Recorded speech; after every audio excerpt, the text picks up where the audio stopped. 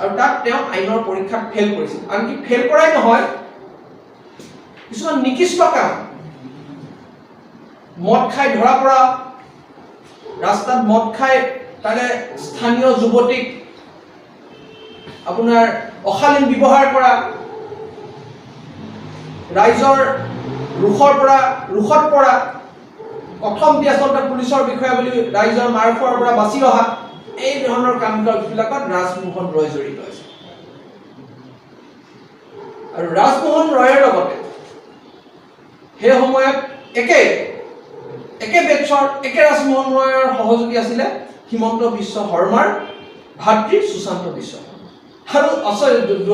মানে এই গোটেই আচৰ্য মানে হেৰি হিচাপে ৰাজমোহন ৰয়ৰ লগত সুশান্ত বিশ্ব শৰ্মাও মানে এই কামবিলাকৰ সহযোগী আছিলে আৰু সেই কথাৰ প্ৰমাণ হিচাপে মই আপোনালোকক কৈছো যে এয়া 2003 চনৰ 16 মে তাৰিখৰ স্বাধীন অসমীয়া স্বাধীনত ওলোৱা এইটো শিৰোনামটো আছিল যে আইনৰ পৰীক্ষাত ফেল কৰা 16 জন ডিএছপিক নিযুক্তি খুৰা সুন্দৰীৰ সান্নিধ্যৰে পুলিচ প্ৰশিক্ষণ কেন্দ্ৰত এপিএছপি পৰীক্ষাৰ্থীৰ মস্তি এইটো আছিলে সেই সময়ত স্বাধীন পেপাৰত ওলোৱা এই ঘটনাৰ বাতৰি আৰু ইয়াতে তেওঁলোকৰ টেবুলেশ্যন চিটখনো ইয়াতে প্ৰকাশ পাইছে ইয়াতে 10 নম্বৰত নাম আছে ৰাজমোহন ৰয় ফেইল ইন ল আইনৰ পৰীক্ষাত ফেল কৰিছিল আৰু এওঁৰ লগৰে একে সতীৰ্থ সুশান্ত বিশ্ব শৰ্মা ফেল কৰিছিলে ল পিটি ড্ৰিলিং ৰাইডিং আৰু ফিল্ড কাউন্টাৰ মানে আটাইকেইটাতে ফেল কৰিছিল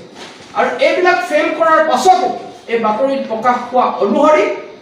তেওঁলোকৰ ৰাজনৈতিক প্ৰভাৱ তথা ৰাজনৈতিক প্ৰতিপত্তিহীন থকাৰ বাবে তেওঁলোকে নিযুক্তি লাভ কৰিছিলে সেই নহয় তৰুণ গগৈ চৰকাৰৰ দিনত 2003 চনত এটা কথা হল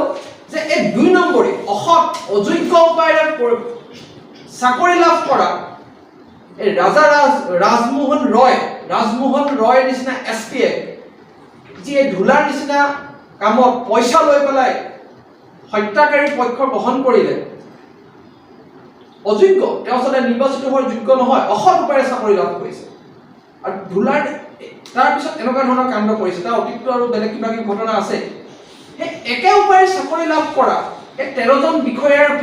ভৱিষ্যতৰ দিনত যে এনেকুৱা ঘটনা নহটিব তাৰ নিশ্চিতি হিমন্ত বিশ্ব শৰ্মাই প্ৰদান কৰিব পাৰিবনে এনেকুৱা 2 নম্বৰী উপায়েৰে চাকৰি লাভ কৰা এই বিষয়াসকল এই ৰাজমোহন ৰয় চাকৰি এনেকৈ লাভ কৰিছিলে পৰীক্ষাত ফেল কৰিছিলে আপোনাৰ সুশান্ত বিশ্ব শৰ্মাই ফেল কৰিছিলে আনকি আমি হিমন্ত বিশ্ব শৰ্মাক এও প্ৰত্যাহ্বান জনাব বিচাৰো যে কেইদিনমান আগতে তিনিচুকীয়াৰ এছপি দেৱজিৎ দেউৰীৰ তেখেতৰ দ্বিতীয় পত্নীৰ লগত কথা পাতি থকা এটা ফোন টেপিং আচলতে ৰাজহুৱা হৈছিল আৰু সেই ফোন টেপিঙত দেৱজিৎ দেউৰীয়ে স্পষ্টকৈ কৈছিলে যে সুশান্ত বিশ্ব শৰ্মাই 2জনী ছোৱালী মাৰিছে আৰু এটা ল'ৰাক মাৰিছে এতিয়া এই ঘটনাৰ তদন্ত হ'বনে নাই এই ঘটনাৰ তদন্ত হ'বনে ধুলাৰ কাণ্ড তদন্ত কৰি দুখী খাই কৰিলে কাৰেক্ট কৰিলে যে উচিত ব্যৱস্থা গ্ৰহণ কৰিবৰ কাৰণে নিৰ্দেশ দিছে ভাল কথা কিন্তু একেই জৰিয়তে